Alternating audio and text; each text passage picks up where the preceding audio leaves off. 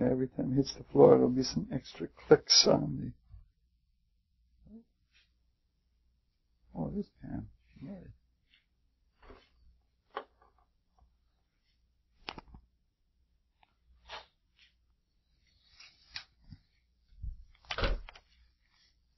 Well, I'll give her a chance.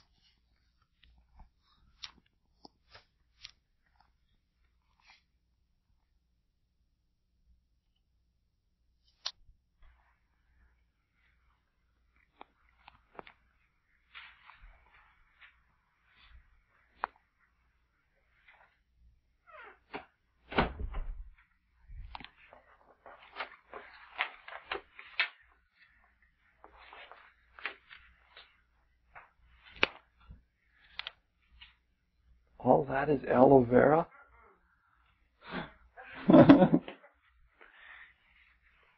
Yeah, that's... Well, I have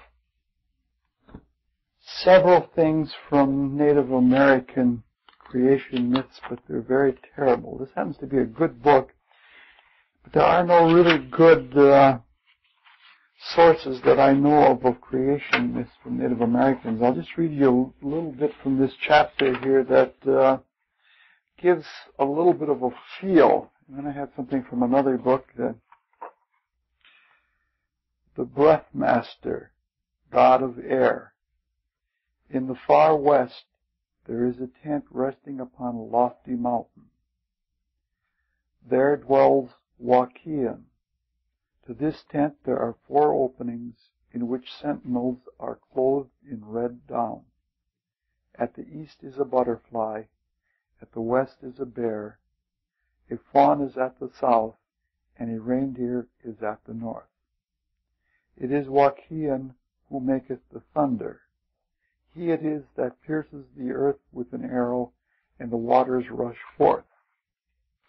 Such is the web of fancy woven by the Dakota priest, in which his notion of God, the ideal reason in the soul of man, the thought of the infinite.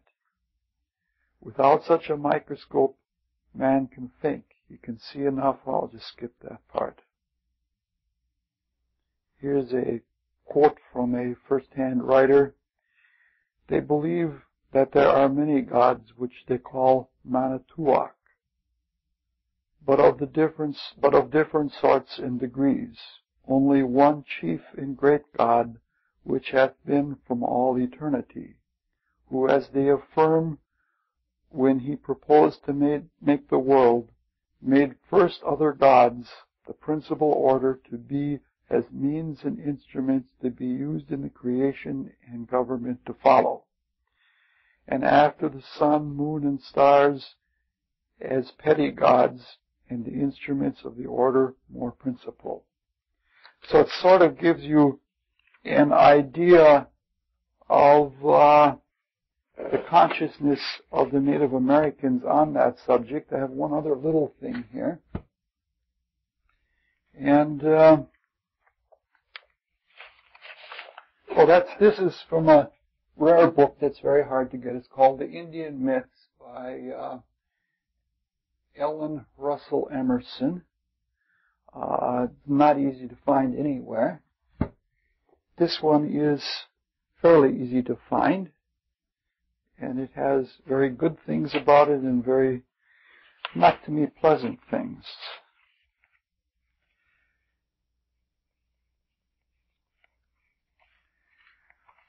Among the Blackfoot Indians again, there is a creation myth in which the sun created heaven and earth, but nobody knows how the sun came into existence.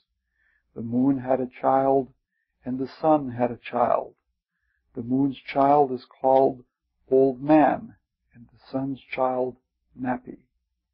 The sun's child is called the Apistoki God, and these 4 figures begin to create the world. They are given to 4 things: sand, stone, water, and the hide of a fisher, with which they complete creation. Afterwards there is a flood, and they can save only 4 things. Finally, they create again 4 things: an old man, a dog, a man, and a woman. After a second flood, there are only these 4 left on earth, and they create the rest of the world. The Winnebago subdivision of the Sioux have the following creation myth. The Great Spirit felt lonely. He took part from his body, from the region of the heart, and a little bit of earth, and formed the first man, and then 3 more men. Then he created a woman who is the earth, the grandmother of all Indians. The 4 men are the 4 winds, and they again are the main helpers. There are really 5, but the 5th is something different. It is the passive earth. While the 4 men become the helpers of the creative spirit in shaping the earth, while the 4 men become the helpers in the shaping of the earth. Another Winnebago variation said that our father said, when he came to consciousness, we do not know, but he began to cry. And it goes on like that. There are several points I want to make about it, and these are points more about the nature of the myth itself. One is that these are myths that come from a people that are that don't have a written language, or don't write much of a written language, and consequently the tone and quality of them is altogether different. The consciousness of a human varies greatly in the process of writing, because writing is artificial. The spoken word is natural. It comes right with the wind. It comes right out of the spirit. But when you write, you're making forms and symbols that are not like the thing that you're writing about. And this does something to the human consciousness. When you're doing something foreign to nature, you separate and you abstract your consciousness. And with this abstracted kind of consciousness, thought becomes more elaborate. And especially if you're writing, you have the time to think about it and write and rewrite and write and rewrite, and eventually the stories and the myths take on a much different quality than if they have a stream of consciousness storytelling nature about it. And that's one reason why the Native American myths are especially difficult to read and find a good deal of intellectual sophistication to them. A second thing about them is that we never really got the Native American mythology because of the extreme oppression, because of the genocide. We were very much untrusted. And if you're not trusted, you're not going to hear the most sacred things from people. And so most of that tradition has gone underground. Another thing I want to talk about is that they're extremely Western. And I've decided, by the way, this class is going to run next year again. It's going to continue on and on and on. No, this year and next year. Because there's so many different things I want to talk about that we're never going to get a chance. There's going to be one more week of creation myths, because there's some really good stuff that I want to dwell on. And so we're not going to get all the things done I want to it all this year. And as time goes on, there are more things I want to do. But there is, it seems, a, how would you say it, a geo-consciousness. And these are Western myths. And they're Western myths that have a different quality from things that come from the Orient.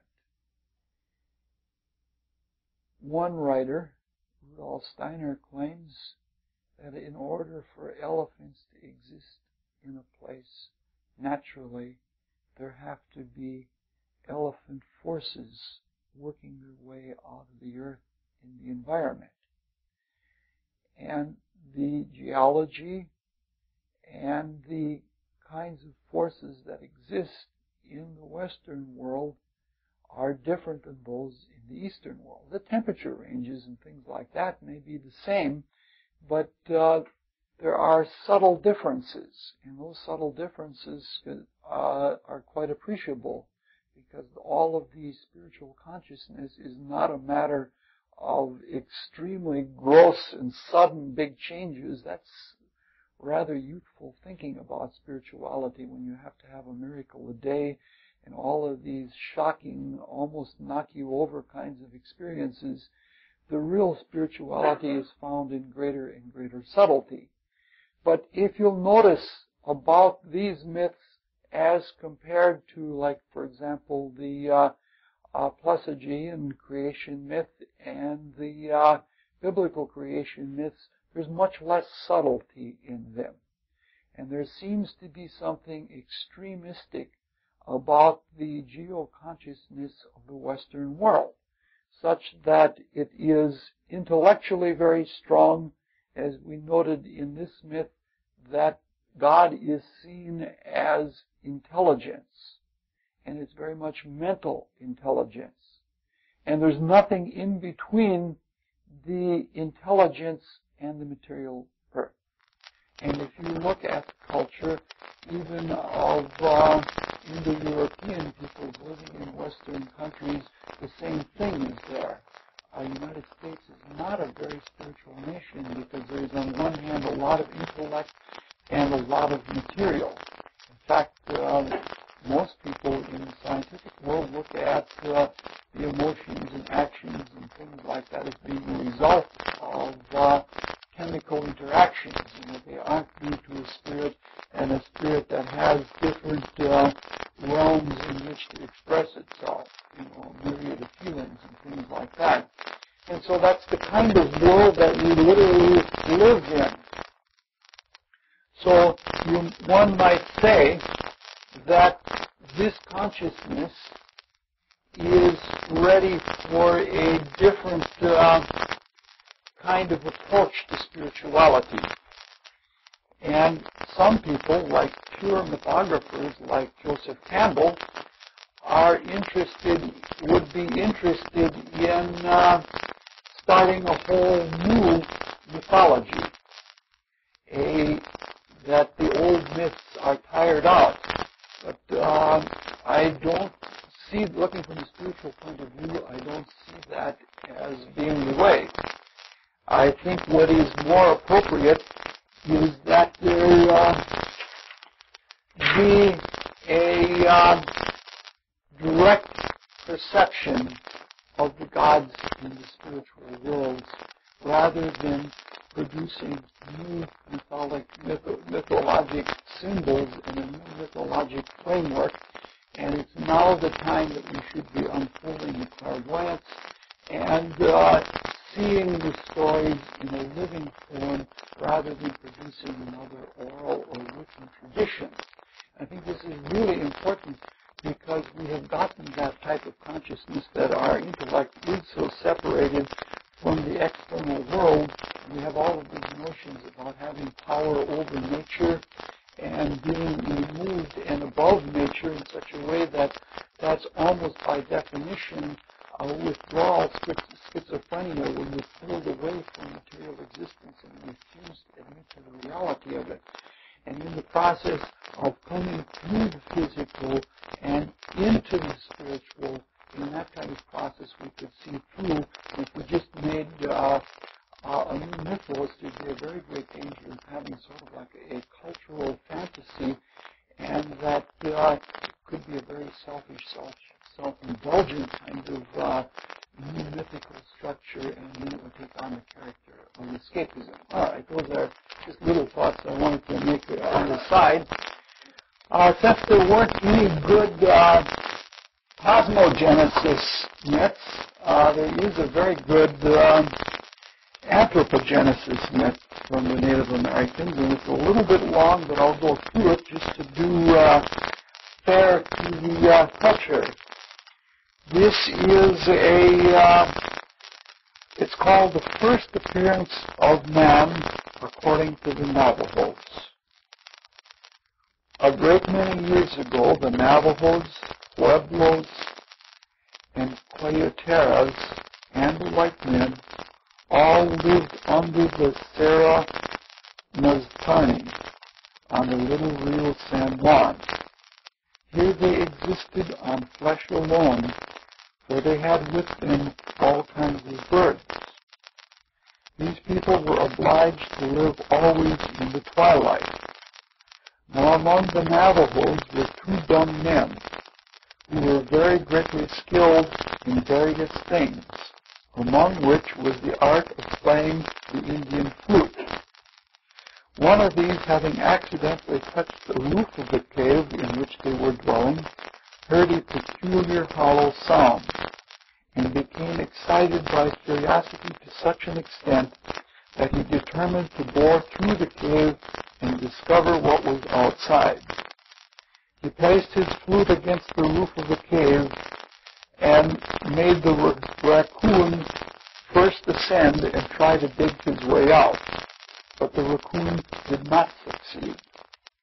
Upon his coming down, the mothworm took his place and succeeded in boring through the roof when he found himself upon a mountain surrounded by water. Yeah, interesting story.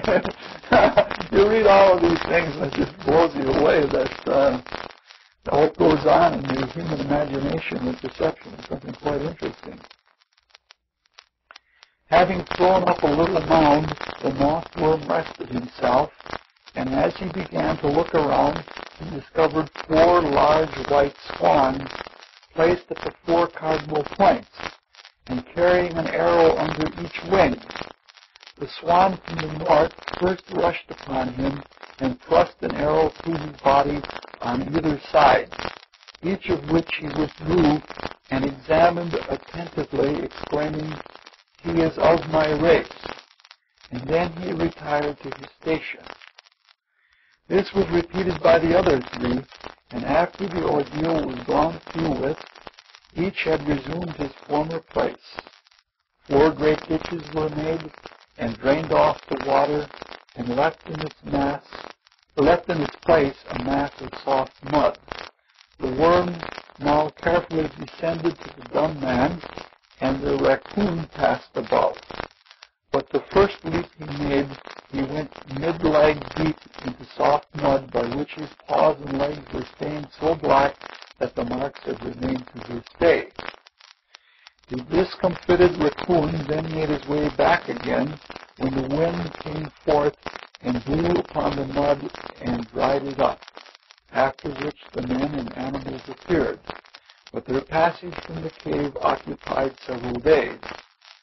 First came the Navajos, who had no sooner got up than they commenced a game of patoli, of which they are passionately fond at the present time. Then came the Pueblos and other Indians who cut their hair. These commenced building houses. Last came the white men, who started off for the point where the sun rises and were not heard from until within the past few years. Now the reason of separation might have been that on coming out of the cave, the different people spoke different languages, whereas they had previously all spoken the same.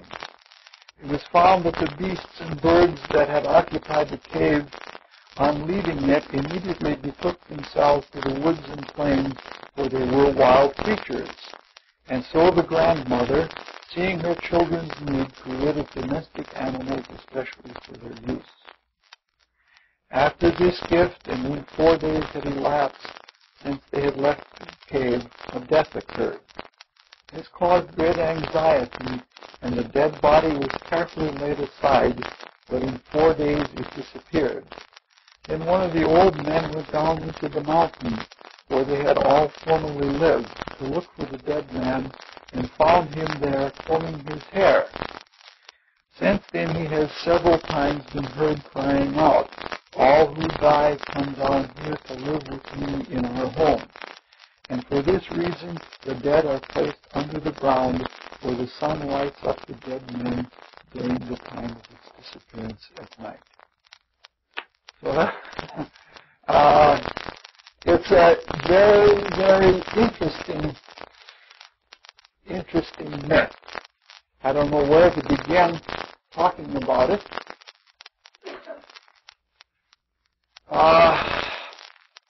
Clearly it has an attitude of timelessness. And it immediately confronts a big problem. And that is the problem of the inadequacy of language with dealing with things that are spiritual and come directly out of the spiritual worlds. We just don't have words, and especially like the Native Americans had a language that was extremely physical. But if we look at this myth relative to other cosmogenesis or anthropogenesis myths, the facts do stack up. Because we've been noticing in all of these myths that there is an autotonian nature. That is, that the people come out of the earth or are made in the earth itself. And that is to say, we and nature have a parallel spontaneous evolution. And we can't be separated from it. And so there is that when there is a differentiation of the body of God, the physical earth, there is a separation and generation of individual physical human bodies. And so the myth is consistent in that account. And it's consistent in the constant trying to separate one from the depth of the earth and go outward and seek outward. It's also consistent about the nature of the flood and when the flood occurred, and it's also consistent actually with the whole notion of coming out of Atlantis after the flood and the Indo-Europeans people going east and the Native Americans going west and forming the North and South American religions. In fact, even if you follow such traditions as the teachings of Don Juan, in some of the later books, he admits that they can trace the tradition back underground after the conquerors, and they can trace it back into the time that it came from the flood. And so there's a great deal of consciousness that is in this, but the myth is told so briefly, and it's told in such material terms that it's easy to think that, wow, this is just a juxtaposition. It's just a wild story. Somebody's imagination was wild, and that was that. It's also interesting in relation to the common consciousness shared by all beings. Again, in all myths, the swan being a bird that is equally adept in the air and in the water, though not so much on earth, has always represented the initiate type of consciousness. And really, it wasn't a matter of the chicken or the egg. In almost all mythologies, it was a matter of the swan or the goose and the egg, which came first and which followed after. I think that there is something here, that there is less questioning and more projection. Arrows seem always to represent to the ancient mind the strongest idea of projection. And a projection that pierces but does not harm represents a projection of consciousness that penetrates within. And I think that it was less of an inquiry on the part of the divinities that are symbolized by the swan than it was a matter of proclamation. it's almost like the Old Testament myth that we were looking into that said, let us create them in our image. That means their spiritual image, not the physical image, and therefore they are our relatives. And this is it's just stated in a different way, and despite the fact that the symbols are very, very different, the same notions and the same ideas are there. The whole idea of looking at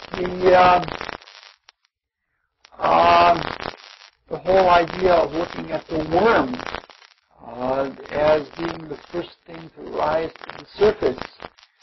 Some people have followed along this idea that in the various periods, the first things to come to earth or air were the worms. And they feel that this tradition is actually carried in the consciousness of humans from the times when the various forms of the animals were thrown off as we became human. When we were talking about the second creation story in Genesis the last time we met, saying that the animals, we didn't evolve from the animals, but the animals devolved from us, or not really devolved, but took up forms that we threw off from ourselves in manifesting our pure human nature by ourselves alone. And so it's an interesting thing. There's a strange. There are all sorts of little. It's when you look at myths, since they come from within, and the within is made up, you might say, of a subconscious and a superconscious. When you're passing through the soul nature to the realms of pure spirit, you have to pass through what is made up of your own experience and of your own creation.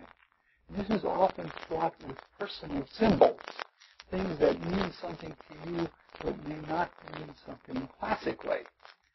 Then there are the things that are spiritual truths and spiritual forms and images that are the stuff around which we still form our creations, and because we're not yet true and perfect creators, that we can take the basic transcendental stuff and imagine and make the primal creations. We're just beginning creators. And so when we're looking within, whether it is in our meditation or in that semi-stupor state called the dream, it's the details. It's the little details that are important. And they're like the little detail in here, and those Indians that cut their hair immediately started building homes. And they made an association right away with the fact that the cutting of the hair has something to do with the actual overpowering of nature. A lot of occultists would say the same thing, that when one cuts hair, one is getting rid of I love the way Shakespeare would say it, an excretion of lower astral energy. This is why in a lot of spiritual traditions, almost all spiritual traditions, East and West, when there is a time of renunciation and one gives up the world, there's always a cutting of the hair. This is common to Native Americans, it's common to Chinese culture, it's common to almost all cultures. You know, the Buddhists do it all the time. They shave their head and keep it shaved as an act of renunciation from that kind of consciousness.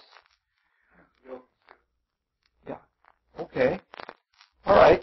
So that's about as much as I want to say about Native American myths. We're going to come back to them later on when we talk about the origin of evil and things like that, which maybe next semester or next year or something like that. But the Native American myths are very, very difficult for the reasons that we talked about before. So we're now going to have, instead of West Indians, we're going to take up a number of East Indian myths. And the East Indian myths are very, very numerous. They're too numerous to cover. And they're very complicated, and they're very sophisticated, and they're difficult to read in their original sources because they're filled with all sorts of repetitions and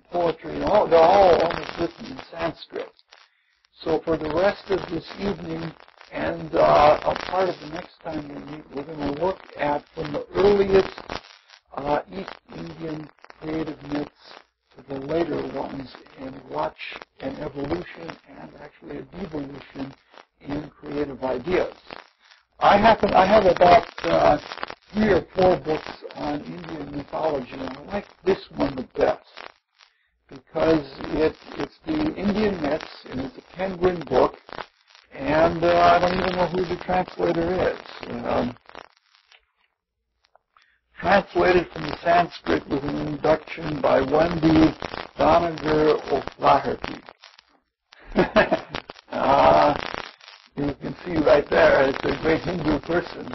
The reason I like it is because it's readable and it's very, very condensed, and the statement of interpretation is separated from the statement of myth. And that's really good because very often people take their translations and interpretations and interpolations and other things that they lay on it, and it mix it all together, and that's not a very fair thing to do. So tonight we'll probably read only from the Vedas and from the Upanishads. If you can pick up a copy of the book, do so. It's a very enjoyable, it's a readable book. Eventually I'll have, I hope to have in the store here the complete Hindu sacred books or Eastern sacred books for reference library. And modeling, starting to get the bills paid from the remodeling. I want to start developing a reference library and bookstore as well. But it's a very good thing. So we're going to look at a lot of myths that are very similar to each other this week and next week, and then I'll bring in one other mythical source just to read because it's so beautiful. And it's probably the best creation myth of all of them. It's the myth, it's the hymns of the stanzas of Vizyan that Madame Blavatsky founded the great spiritual work, The Secret Doctrine, on. And as creation myths go, I don't know of any that's better. It has sophisticated metaphysics in it that'll, just in the grammatic structures. It's really great. And then what we're going to do is we're going to try and extract out of the three previous talks on creation myths. We're going to try to extract and look at from a spiritual point of view the things that enter into a creative process so that in our lives when we are creating something that we can be more successful at that. Because I wanted to, because one would think talking about mythology would be a very impractical thing, and that's the last thing I want to do. I don't want it to be escapism. I want it to be a drawing from original spiritual source material and helping us without the acquired culture and the acquired civilization that weighs down and scales our consciousness with so many beliefs and superstitions and things like that, education and indoctrination and everything else. When you go back to the myths, they sort of offer a doorway to confront yourself purely without preconception. The first one is from the Rig Veda.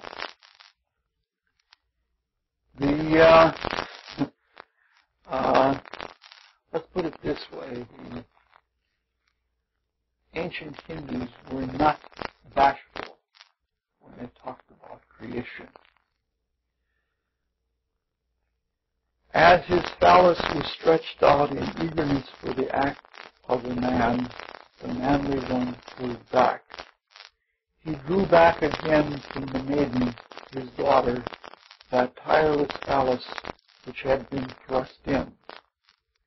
As they were in the midst of the very act of union, when the father was satisfying his desire for the young girl, the two of them left a little of the outflowing seed shed upon the back of the earth in the womb of good deeds. This is very heavy stuff. Every word is loaded. When the father shed his seed in his own daughter, he spilt his seed on the earth as he united with her. The benevolent gods created sacred speech and fashioned Rudra, Vastaspati, the protector of sacred rites. As Agni made the seed for the great Father Heaven, he entered into the womb, having noticed that she was inclined to him. The hunter shot an arrow at him boldly. The god satisfied his lust in his own daughter. As the heat of passion came to the king for his enjoyment, heaven laid aside on the ground the bright seed that had been spilt. You can see there are a lot. It sings the same thing over and over again from a number of different points of view, which is, it can get a little tiresome, but each one clarifies a little bit. Agni caused to be born the blameless, benevolent group of youths, and made them great. Heaven is my father, the engenderer, the navel here. My mother is the wide earth. My close kin between these outstretched bowls is the womb. And in it the father placed his daughter's embryo. All right, it begins with something very controversial. It's a topic we're going to talk about in another way much later on, and have to be next year. Incest.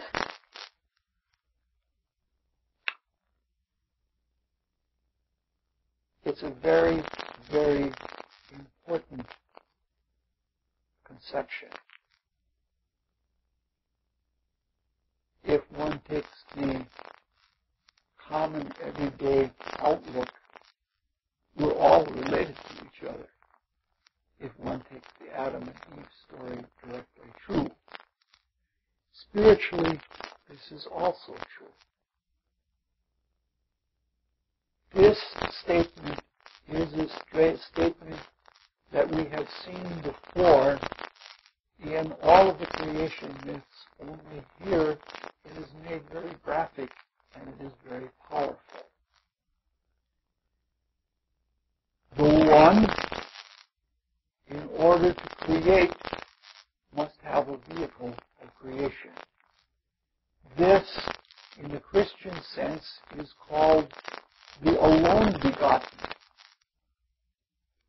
And therefore, the receptive vehicle within the one is called the alone begotten, and because receptive, feminine.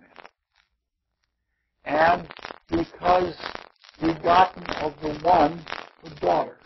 And as a consequence, all of cosmic creation must perforce be incestuous. Spiritual incest means not. It's when you get down to physical that things get difficult. But we're saying that this is necessary. Now, this is a really important principle. I'm going to mention it several times during the course of these talks, and that is when you're creating from yourself. And the sooner you realize that, and the less you tend to want to rely on someone outside of yourself, the sooner your creation will be full. That when you rely on the greatness within yourself, when you draw on the Spirit within yourself, you're going to create. And there's no stopping that. And that's the point that, after the creation is made, then you can ask other people to look at it and give you feedback or tear it apart or do whatever. But in the act of creation, it's incestuous. A second thing is that it is a dividing, and there's a lot of notions that are in here. I don't know that I'm subtle enough to treat them all in a class because I can only say the grossest of all things in a class. But all creating, if it comes from the one, the potential for anything is always present.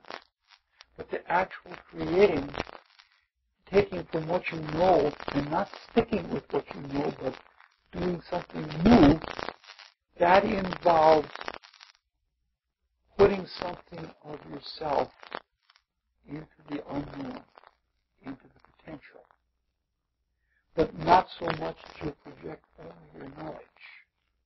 And so there is a quality, it's the very same quality that happens with children, a quality of make-believe.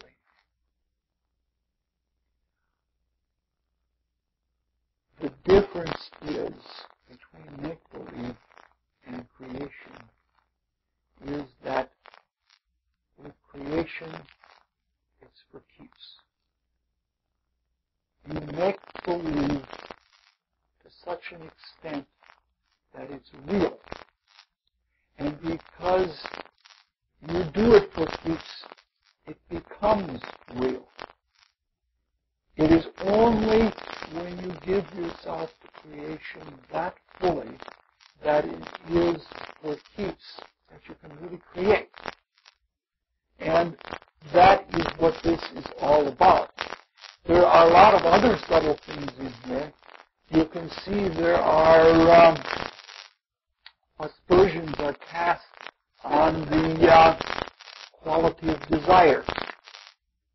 Like, is this, like he's desiring her, and that's why he does this.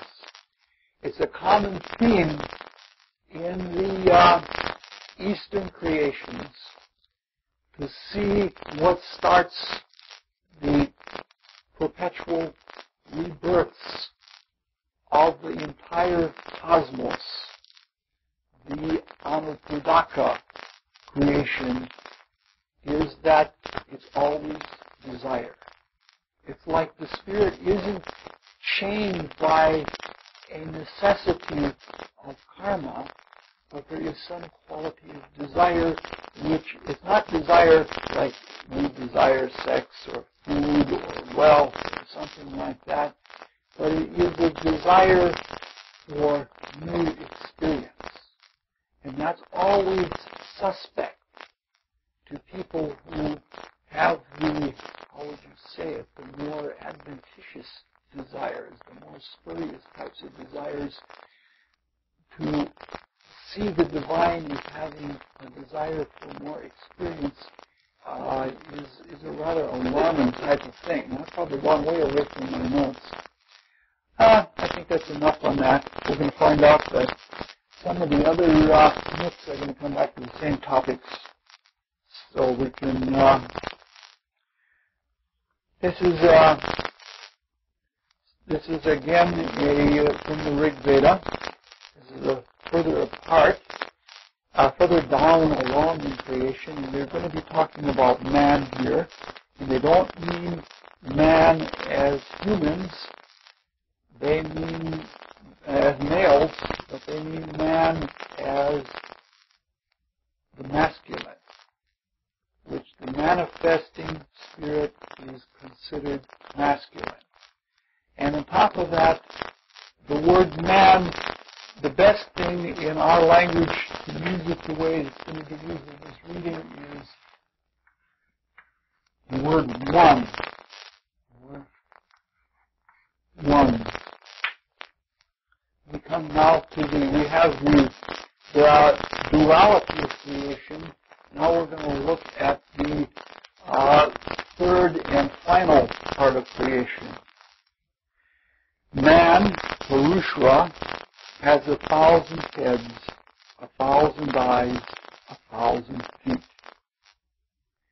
He pervades the earth everywhere and extends beyond the 10 fingers' breadth. I forgot something I want to say about the other.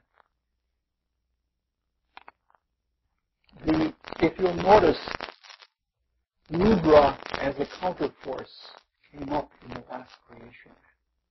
And there were a whole bunch of other gods, Agni, and even before the youth, who were the divine creators of the cosmos, they were there. It's implicit in that statement that when the creation reaches past the Creator and the alone begotten, when that point is reached, that automatically born or reborn within that one consciousness is a whole panoply of divinities. They just assume that, and they put it in story fashion in what would seem to be an illogical way, but they're just assuming that it's not really fully important to the story as it begins. Okay, now we go back to this again. That's important so that you don't think that you're drawing characters ad hoc, or if they had too much soma ad hic. The man Payusra has 1,000 heads, 1,000 eyes, 1,000 feet. He pervades the earth everywhere and extends beyond for 10 fingers' breadth. The man himself is all this, whatever has been and whatever is to be. He is the Lord of immortality and also the Lord of that which grows on food.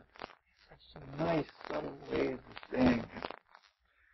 Such is his greatness, and the man is yet greater than this. All creatures make up a quarter of him. 3/4 are immortal in heaven. Already we have a pretty sophisticated cosmography. We're saying that the tangible worlds are only 1/4, or I should say the phenomenal worlds. With 3/4, the man has risen above, and 1/4 of him still remains here, whence he spread out everything, pervading that which eats and that which does not eat. Viraj was born, and Viraj means he who rules afar. And from Viraj came the man, who having been born, ranged beyond the earth before and behind. See, it's the same idea.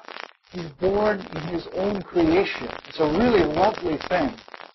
When the gods spread the sacrifice, using the man as the offering, spring was the clarified butter, summer the fuel, autumn the oblation. They anointed the man, the sacrifice born at the beginning upon the sacred grass. With him the gods, the sadhyas and sages sacrificed. From that sacrifice in which everything was offered, the clarified butter was obtained, and they made it into those beasts who live in the air, in the forest, and in villages. And from that sacrifice, in which everything was offered, the verses were born, the chants were born, and the formulas were born. From it, horses were born, and those animals which have a double set of incisors. Cows were born from it, and goats and sheep were born from it. When they divided the man into how many parts did they disperse him? What became of his mouth? What of his arms? And what were his 2 thighs and his 2 feet called? His mouth was the Brahman. His arms were made into the nobles.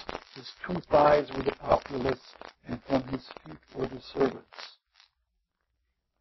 The moon was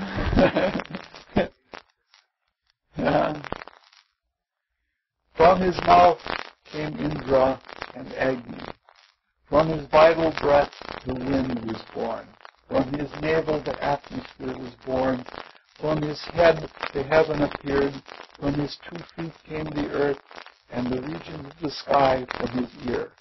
Thus they fashioned the worlds. There were 7 enclosing fire sticks for him, and thrice 7 fire sticks when the gods, spreading the sacrifice, bound down the man as a sacrificial beast. With this sacrifice the gods sacrificed.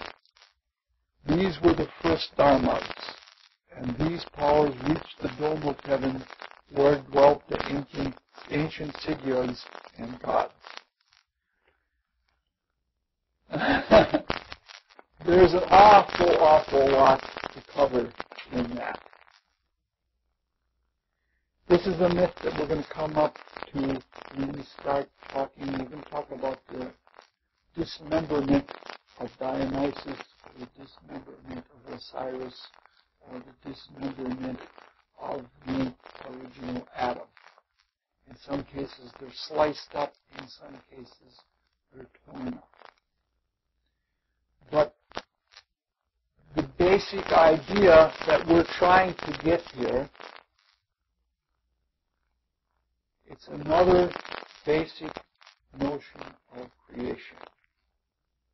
And that is that all creation is born whole. Things are not added on to a creation. If one experiences something deep in the spirit as a creative intuition, as an urge to be, as an urge to do, one experiences the unity of the divine.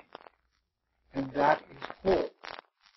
And in its wholeness, it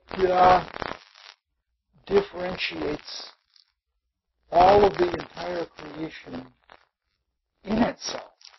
It's not just, from the one there it becomes two, and from the two there become individuals. The man with the 1,000 eyes, meaning to say, once there is the concept, once there is the principle of the Rajapati, the original one creator, and then it creates the alone begotten, and from the union of them, things are conceived. Seed, living seed is created. And each of those seeds is a self, is an I. And the one that is being created out, when that original conception, when the third is born, when you have one eye, then the possibility of having many eyes is present at the same time. But there is a completeness. Now this is a very, very deep, this is something I've pondered on all my life and I've made almost no headway. I don't know if the differentiation is within the potential of the absolute in its non-structure or whether it is in the basic nature of spirit. But when the eye is born and it begins to divide as an egg divides, there is what is called, which John sensed it, the astrological man. All of the 12 viewpoints are present within that egg in the same way that wings and feet and a bill and eyes and things like that are present within the egg. I don't know whether that structure is in the absolute or whether it is in the creative spirit that needs the experience. But when the egg is born, there comes a natural differentiation. And all the rest that is being talked of here is a very, very sophisticated, it's telescoped to be made very brief, but it's a very sophisticated way of taking horizontal equals and projecting them down vertically. And in projecting them vertically, they become sequential. One thing unfolds after another, after another, after another. So this is a pretty sophisticated. You have to read the story over a number of times and ponder on it a long time to see that the one has within it a horizontal completeness, which is like looking at a color wheel. All the colors are there and balanced. But in order for it to manifest, they get distended into space. and the successive manifestations into space become deeper and deeper and of a different quality. And that's the whole notion that's being brought out in this creation myth. There's just so much to, I don't know where to begin on all of these. It's interesting to note that the original creative forces are called the Virage, who rules from afar, and it is like that. It's like the Tao Te Ching says, that which does everything by giving the appearance of doing nothing. It's something that rules seemingly indirectly, that is all powerful. That it allows room for individual initiative, and it doesn't do as we do, we move objects around by direct action, rather than willing something or conceiving something in ourselves and holding that there, and then it precipitates into the change. That's the type of consciousness. While we're at that, only 1/4 of the consciousness of this great divine one being, only 1/4 becomes manifest in the realm of thoughts and feelings and actions and forms. Most of it is transcendent beyond thought, and most of it lives in that type of consciousness. Yes?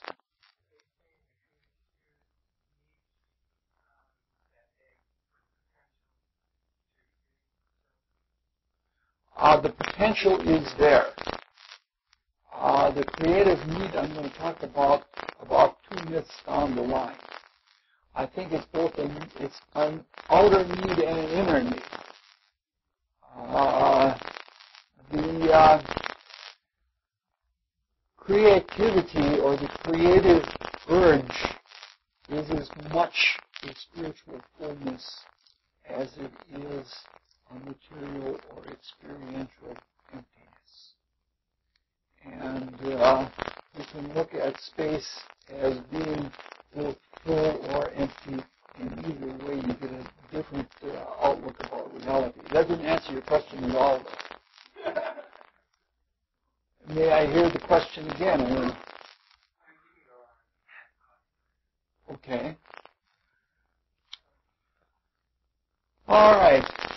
When they're talking about things like butter and milk and things like that, the Hindus have a way.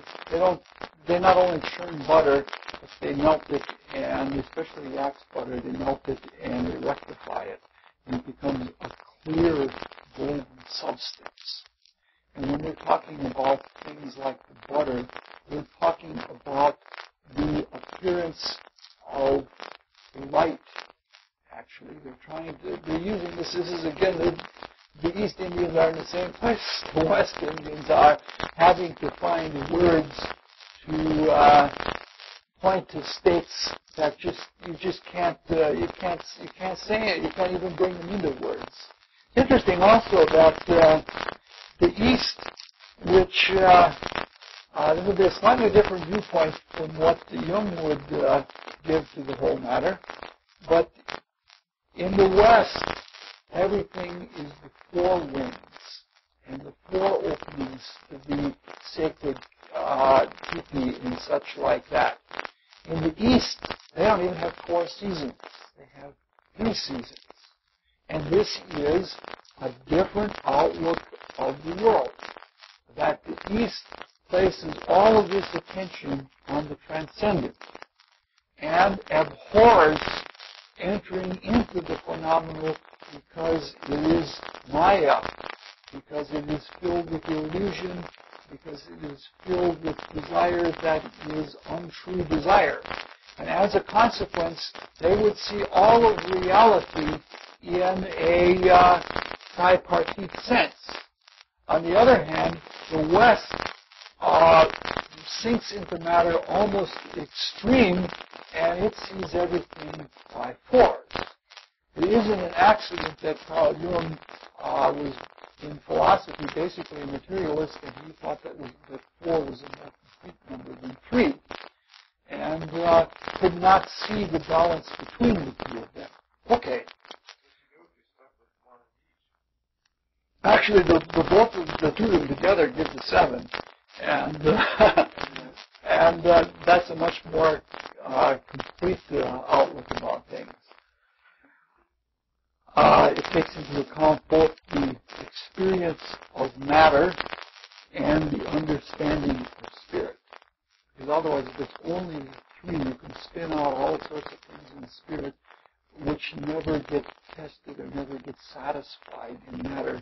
And if you get lost in matter, you can be hung up on more and more matter and never have any meaning. You can have sort of a starvation. You get more and more and are never satisfied.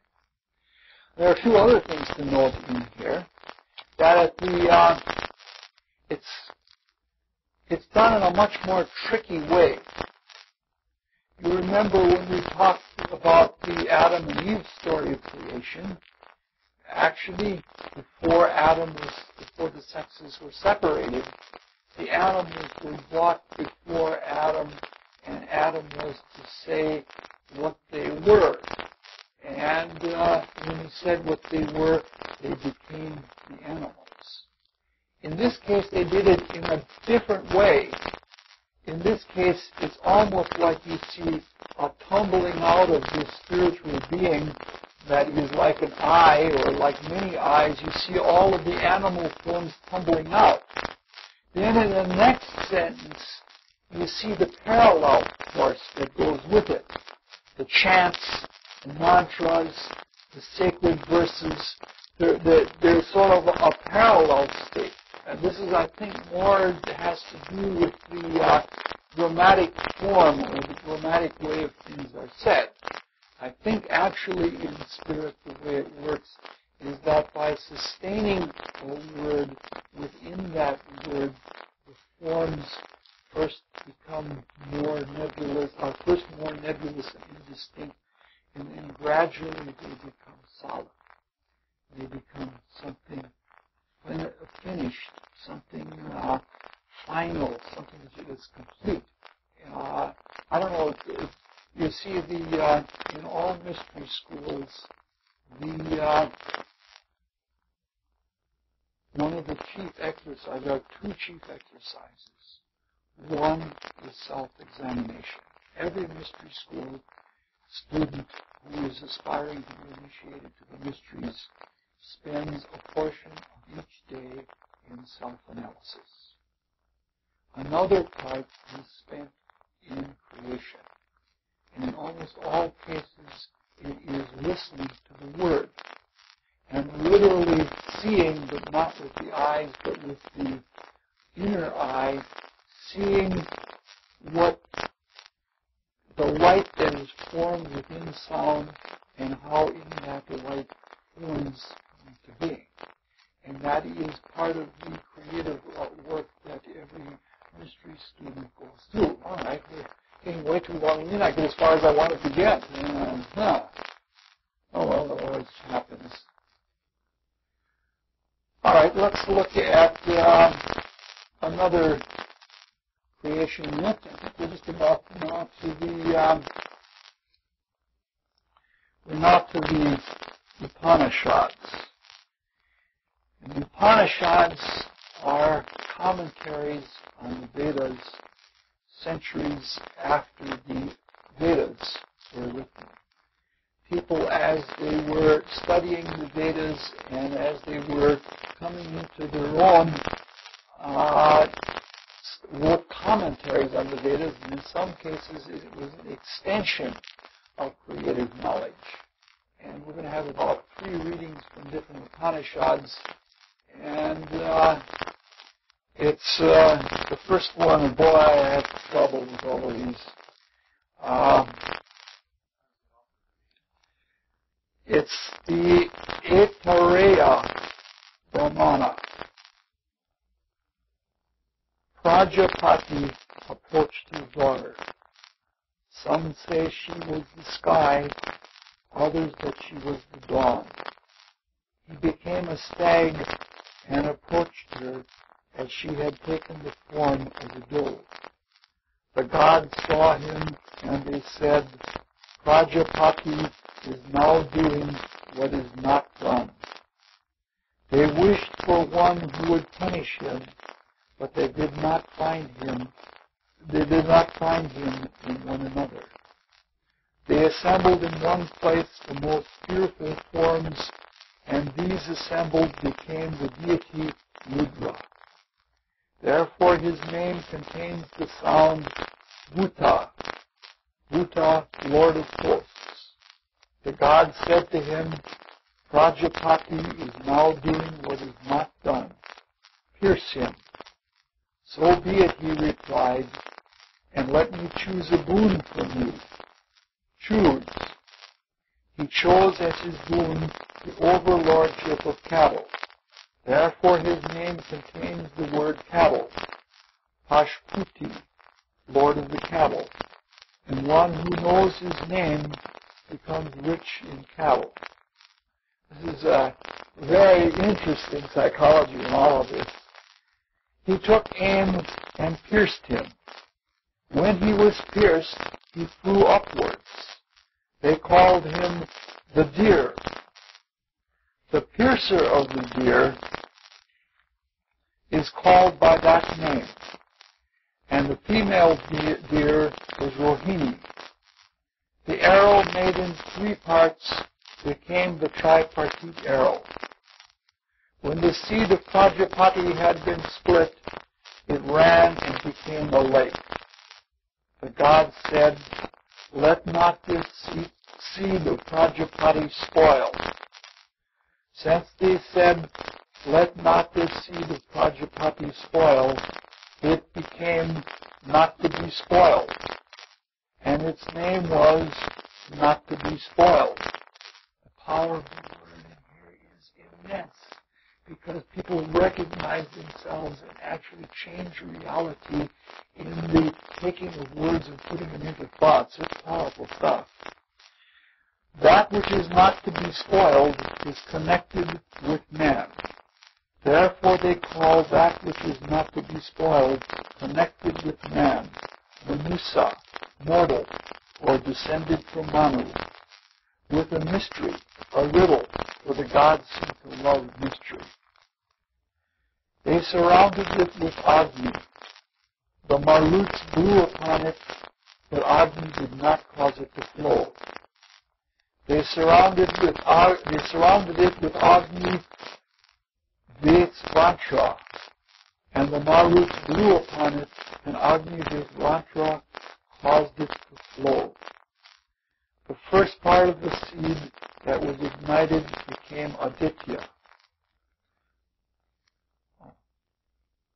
The second part became Bhagu, whom Varuna took. So Bhagu was adopted by Varuna.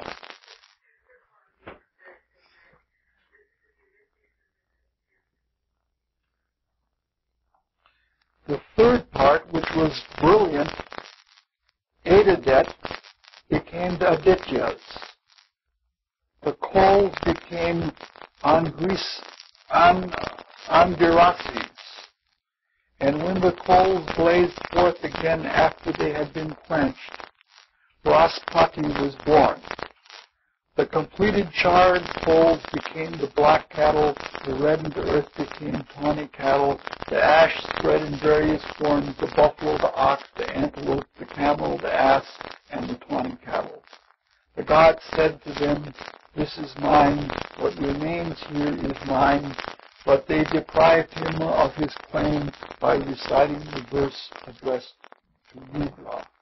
And that verse goes, Father of the Maruts, let your goodwill approach us. Do not separate us from the sight of the sun. Spare our swift horses, O hero. Let us increase in offspring, O Rudra. It's again, we should be taking about 2 or 3 weeks to almost any one of these and go over them a number of times, and everybody should get a chance to read them and ponder on them. But we're seldom afforded all of those things unless we can be like Forrest Thick Shoes and spend all of our days singing the, if people live in monasteries now don't even do that. The people I've talked to that live in monasteries don't even ponder scriptures much at all anymore. So, the poetic picture that it starts with, I like, is very beautiful. The sun, and by the way, Prajapati is the original creator, which can mean drama, or in different dialects and in different outlooks. The original first being has different proper names, but Prajapati is sort of a general that means any of those. But Prajapati, as the sun enters into the dawn, I don't think I've seen the picture of spiritual coalescence in creation any better, because it isn't dark night the sun is piercing into, and the awakened consciousness that is symbolized by the disk of the sun that is well defined and well known, it sort of phases like the dawn into the dark. And I can't think of a better image for creative activity than that. Obviously, all of the animals that are mentioned in here are not meant to be animals. They represent primal. This is a look of creation that is from a step lower in consciousness. I mean, whether that's because later in time or because of the ascetics who wrote it.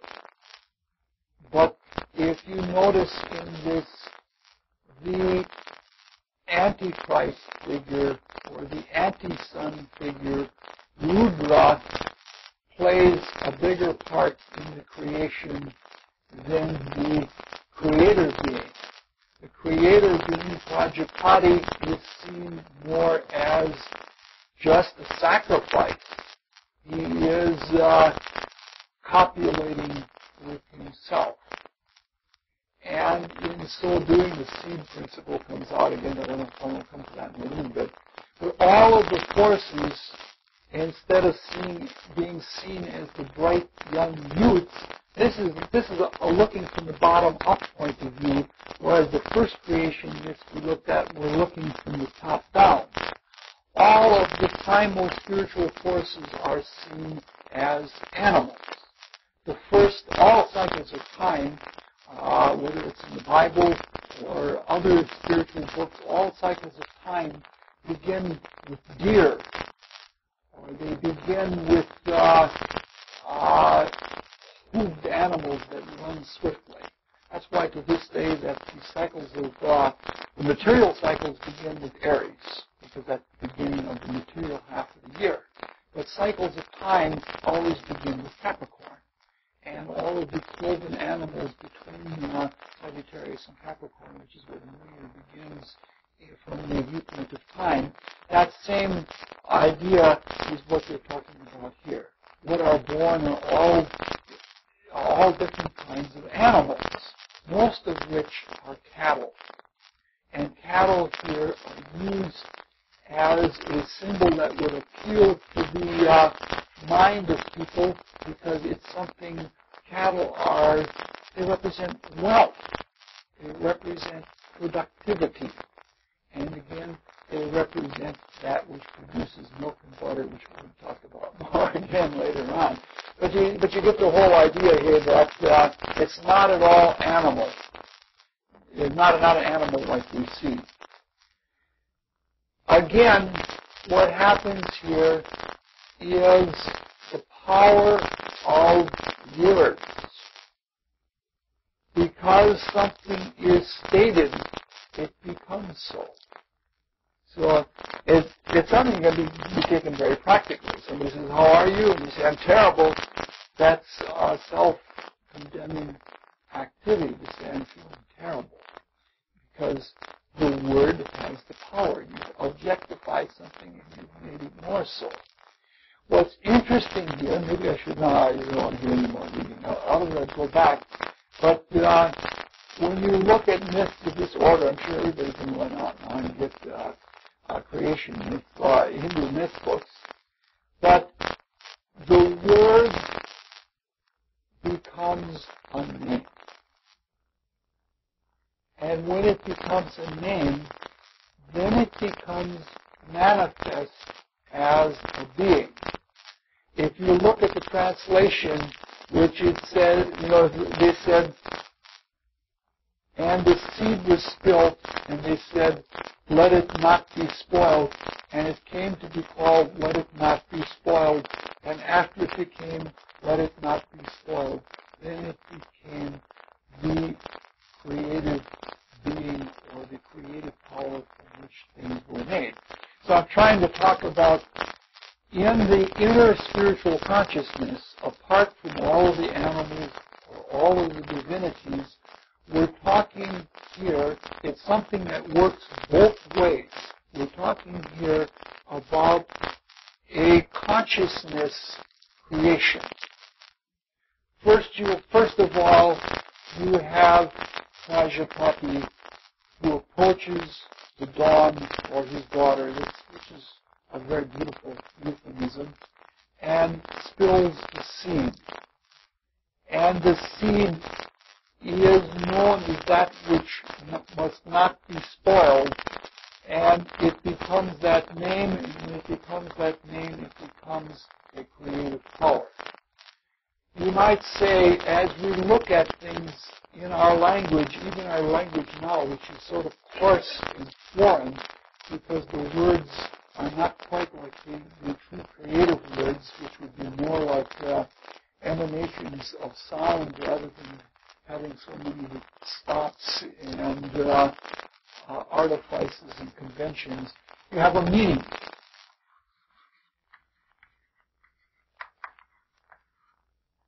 And you have a word. And then you have a name.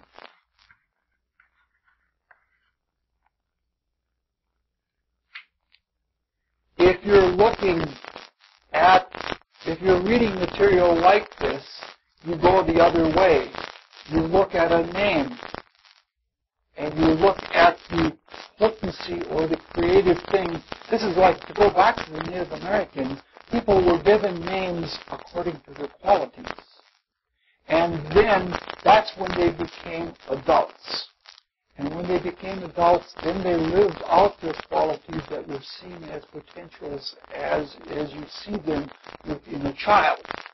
So if we're looking at a name or an object or at a thing, we know that there is a word behind it. And that word behind it is what bears the invisible meaning. So if you're studying something like mythology, you go in reverse order of creation, you focus on the creative force or on the creative name, and that takes you back to the meaning, and it dawns on you what, literally, what they're saying here is also literally true, When they're talking about cattle and double incisor animals, some of those same creative characteristics are in those animals that go all the way back deep into the spiritual world. The principles are manifest, you can trace them back like that. And so what I'm trying to talk about that is to come to a realization of the meaning of it all. What's it all about? What does it all mean? One goes back that same ladder by pondering names or deeds or actions to find out how they were crystallized. That's the process that the alchemists used. They took things that were in solution and they precipitated them. But if you look at the precipitate until you can find the solution, and in the solution you find the meaning of it all. The same goes the other way around, that by focusing on the meaning, I'm convinced that no act of meditation can be uncreative. That once you come to understand something through meditation, you automatically create with it. because in the process of creating, you set a new force of the word going. That's why these tales had to be told over again and again. That's why in some parts of the world, the myths are sung again and again, and the prayers are sung again and again, because they know that in the retelling of them, that the process of creation goes on. In almost all the mystery schools, there was always a deed that the initiate had to do something. Like in the Norse mysteries, they had to move the cart of the sun, because in the speaking of the word, they were participating in the continuing, ongoing act of creativity. All right, I'm getting too excited here and not getting very far. Oh boy, here we have again, in this case, we're looking at it as, how do you say it? It's really inverted, this myth is compared to the others. It is some kind of demiurgos, Rudra, the resistance that comes to all creative activity. Once we say, I am, we can expect the world to say, you're not.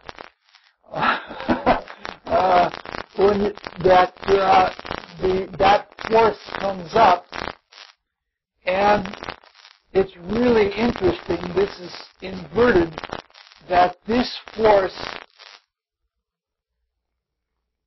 it is the underlings that are judging that Prajapati is doing that which is not done. And it is the creatures that are judging the divine, which is holy, and it is the creatures that are punishing through Rudra, the creator, and it is through that demiurgos that the creation comes about. It's sort of, in this case here, it's not like the myth we just finished. It's not like the god lays itself down in sacrifice. In this case, it is a punishment. I don't know whether this is because of something, because this is later in history, or whether it just wants to give a different point of view to it all. Because by this time, the people were much deeper into matter. And you can see this is a much more materialistic thing. It's much more graphic, and it isn't quite so ethereal and transcendental. And maybe for that reason there was this great fear of matter, and when it says that which is not done, maybe that wasn't referring as much to incest as the whole act of creation.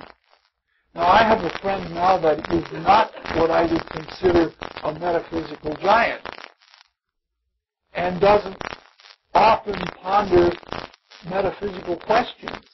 But this friend is going through all kinds of suffering. And the friend is asking the question from the viewpoint of this myth. Should this creation have ever been made at all? And in this case, the creation is saying that the creation comes about or is brought to its completion anyway because the creatures want to punish the creator for trying to create. I'm trying to say it's inverted.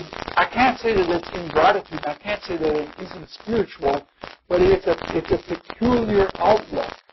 The same thing can be looked at from two different points of view, and each point of view gives a totally different understanding of it, and each point of view gives you a different satisfaction to your consciousness. All right, I don't want to go too much more into this. What time are we getting here? We got time for. Let's take maybe one or two more, and then call it for tonight. And quickly put it as off for the shortest time thereafter.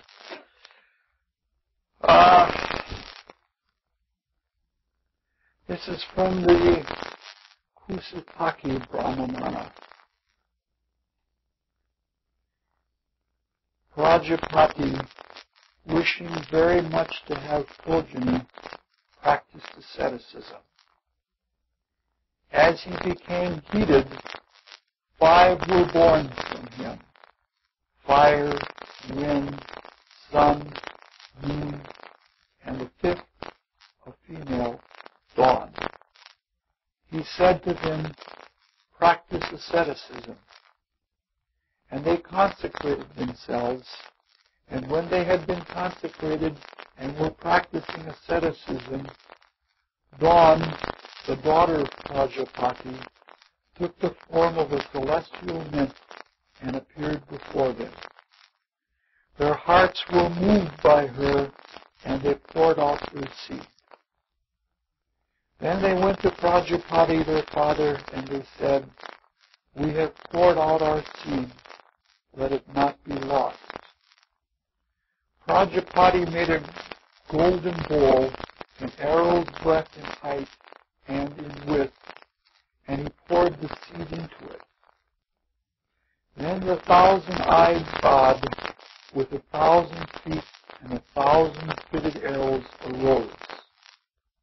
He grasped his father Prajapati, who said to him, "Why do you grasp me?"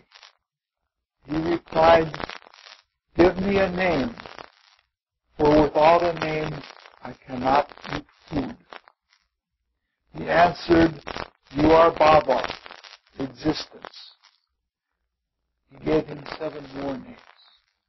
That's the that's the myth. Well,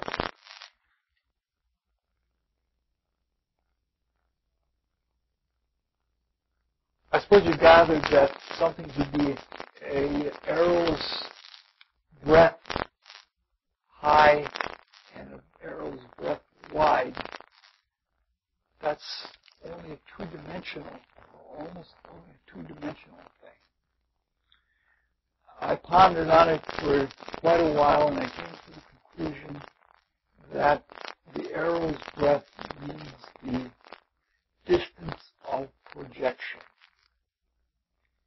There is, if you ever read The Secret Doctrine by Madame Blavatsky, it's something that's come up in spiritual philosophers of all ages, that the cosmos, I don't know if symbolically or literally, is always pictured as a sphere.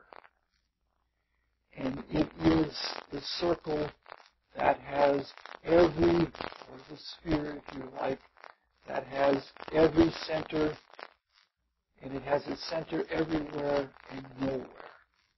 And it has all radiuses and no radiuses. It is the point, and it is the entire sphere. And I think what is represented here is that the arrow's breadth in 2 directions means the sphere of consciousness, and that the seed is poured into the sphere of consciousness, and the radius of that sphere of consciousness is the degree of consciousness of a divine created being. To the degree that one can practice asceticism, that is, turn inward and live only on the divine within, without care for anything outside, to that degree is there a projection outward in the sphere. It is, like we said earlier, God imagines for keeps. And there is a natural positive limit to the extent of the depth of concentration, or what they call in here the practice of asceticism, that being can focus. It's like saying, as deeply as you can turn the arrow into yourself, to that deep do you project the arrow outside. And that is, like we, when our meditation is day by day, we become able to project more deeply, more clearly. We can make more perfectly rectified butter every it's like the creation, time and time again, there is a limit to the depth of our concentration each time after the other. And something like that is what I think the myth means. But there are those interesting things, that same question comes up. The question is, give me a name so that I can eat. And that's like saying, give me form or give me completeness so that I can be sustained by the Word, by the perpetual life that comes, that this is this, and that's one way of looking at it. But let's look from the top down. Give me a name so that I can consume. We're going to see it coming up in either the next myth or the one following, that you're responsible for what you create. That's a big, big law. Everybody who's raised children knows that. When you bring a child in the world, you're responsible for it. And the creation is a process. And once you have named something, you have to constantly speak to it. You have to constantly talk to it. But once it has a name, once it's been brought to this finalized state of being a thing, then it is related to that unknown of space.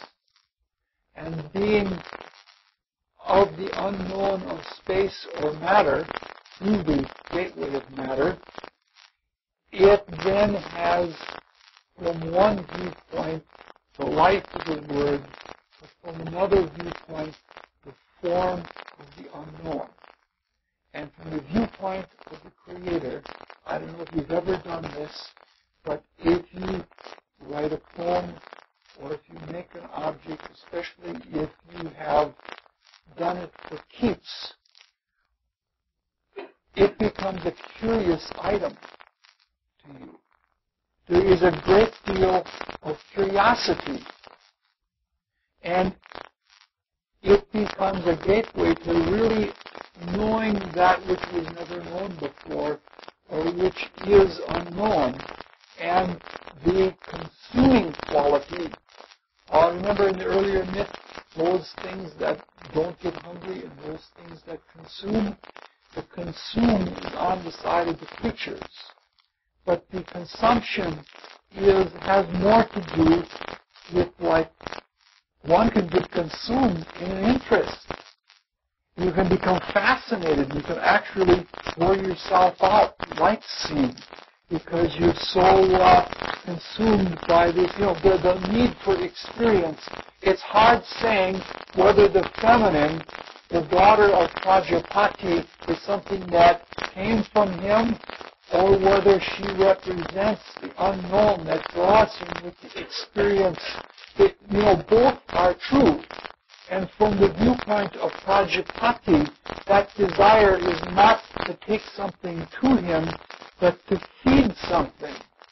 It's like saying that there's darkness there, and it's filled with things that I can bring to light, that I can name.